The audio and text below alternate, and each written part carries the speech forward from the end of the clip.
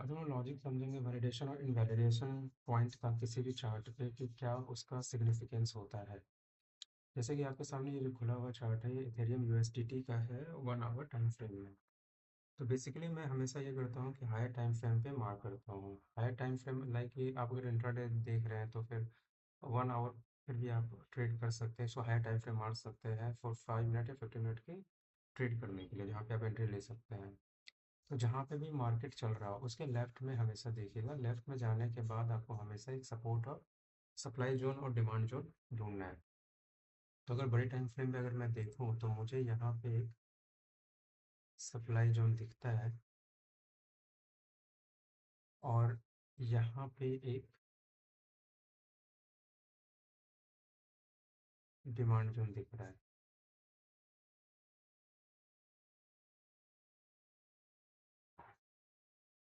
Supply zone,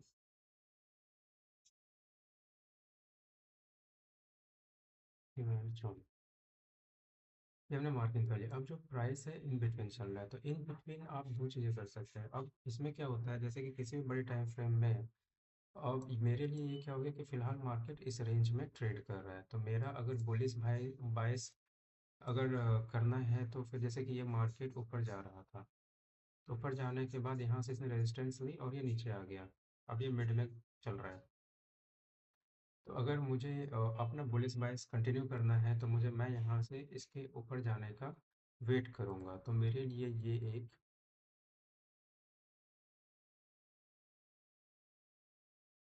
एक validation point है। Validation for bullish बायस। जो भी चीज़ें आपको समझनी है या चार्ट पे देखनी है या मार्क करनी है, उसको मार्क करके हमेशा अपने सामने रखिए, क्योंकि माइंड कभी कभी जो दिख रहा होता है उसी पर रिएक्ट करता है। तो ये लिखना बहुत ज़रूरी है आपको। तो अब यहाँ पे हो गया। अब मेरा जो बेयरिश सेंटिमेंट है वो यहाँ पे जब क्लोज करेगा तब आएगा।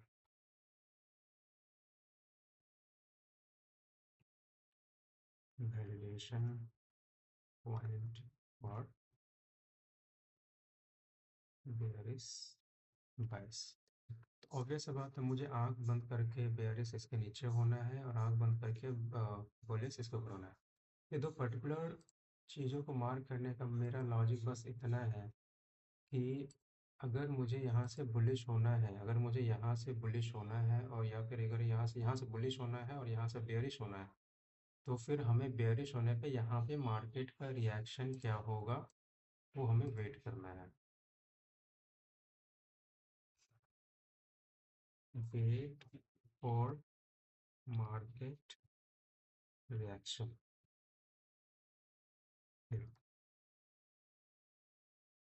To take any trade. ये तो मेरा व्यू है। यहाँ पे मैंने एक व्यू बनाया। उस व्यू के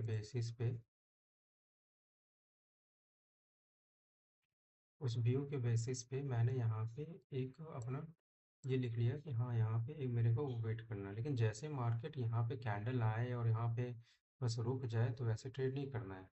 यहाँ पे जनरली क्या करना है, मान लीजिए मार्केट यहाँ से आ रहा है, आते आते इसने इसको तोड़ दिया। तो तोड़ने के बाद ये एक रिट्रेसमेंट लेता है, तो रिट्रेसमेंट होने दीजिएगा। हो सकता है रिट्रेसमेंट यहाँ तक हो या फिर यहाँ तक हो, और उसके बाद जब ये फॉल करना स्टार्ट करे तो फिर आपको यहाँ पे ट्रेड इनिशिएट करना है जब ये इसको तोड़ देता है। तो ये जो है ये है फर्स्ट सेलर। तो यहाँ पे कौन होते हैं, यहाँ पे होते हैं फर्स्ट सेलर।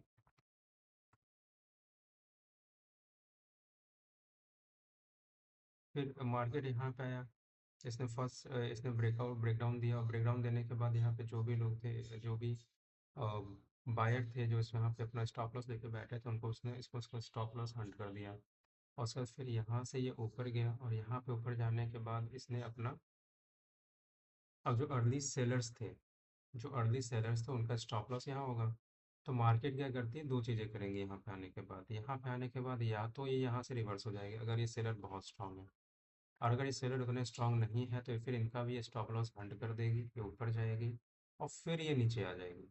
मतलब अपना जो पाथ है, जो उसको मार्केट को नीचे आना है, वो नीचे आ जाएगी, लेकिन पहले सेलर को खाएगी, फर्स्ट सेलर है, फिर फर्स्ट बायर, जो इमीडिएट बायर्स होते हैं उनको खाएंगी, और उसके बाद फिर ये अपने डायरेक्शन को पकड़ के वो नीचे आ जाएगी।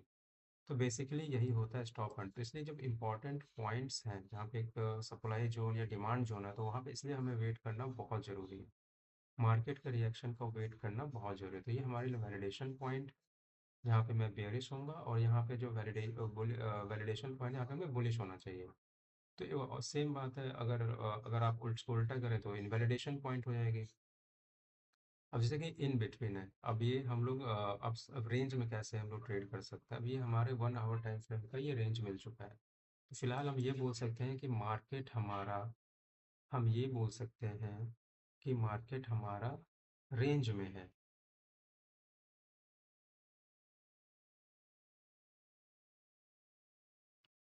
Market is in range between 2415 and 2174। ये हमें एक रेंज मिल गई। तो इस रेंज में अब हम ट्रेड कैसे करेंगे? इस रेंज में हम ट्रेड करने के लिए हमें 1 आवर से लोअर टाइम फ्रेम पे आना पड़ेगा। तो हमें ये 15 मिनट का टाइम फ्रेम पे आना पड़ेगा। तो 15 मिनट के जब हम टाइम फ्रेम पे आएंगे,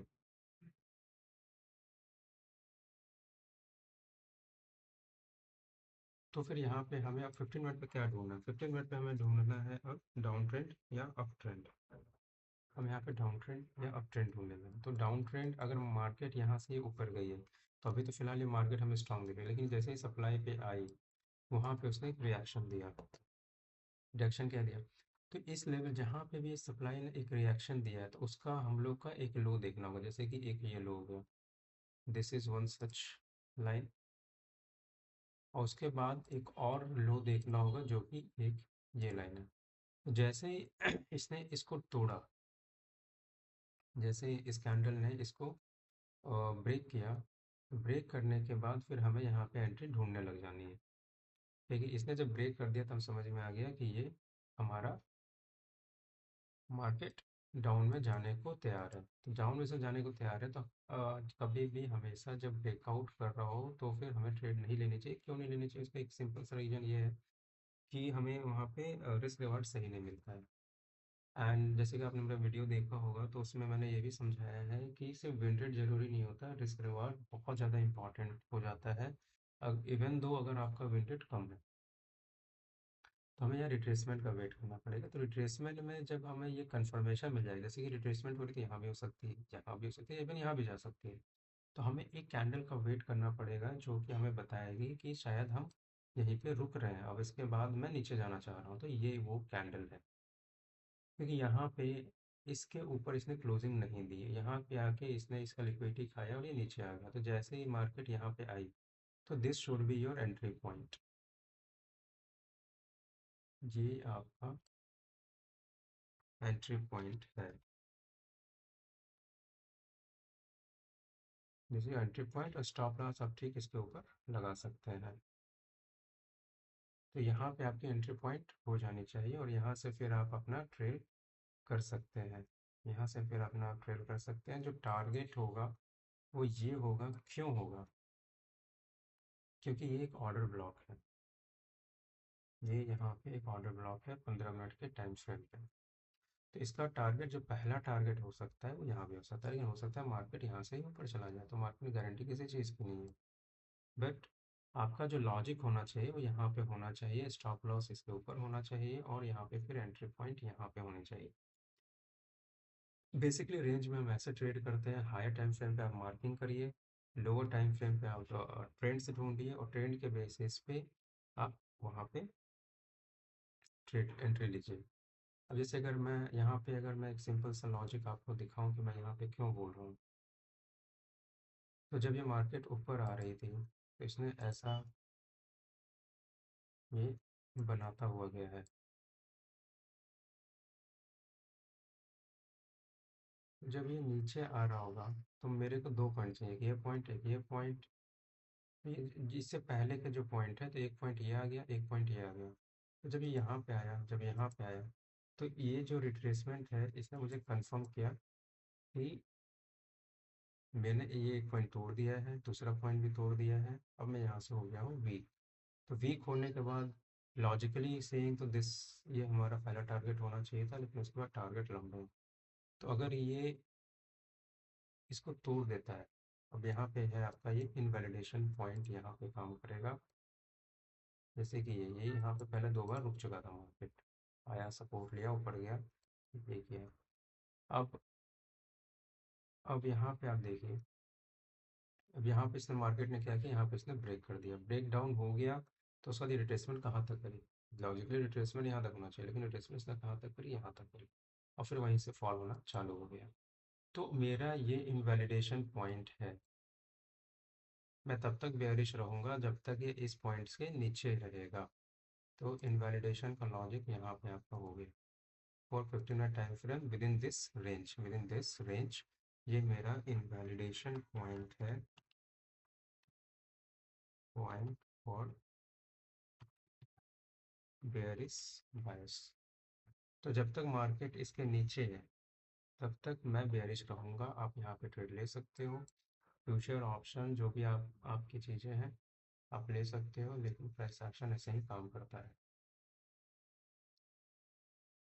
आगे ऐसे ही एजुकेशनल वीडियोस के लिए लाइक एंड फॉलो करते रहे हमारे चैनल को। Thank you.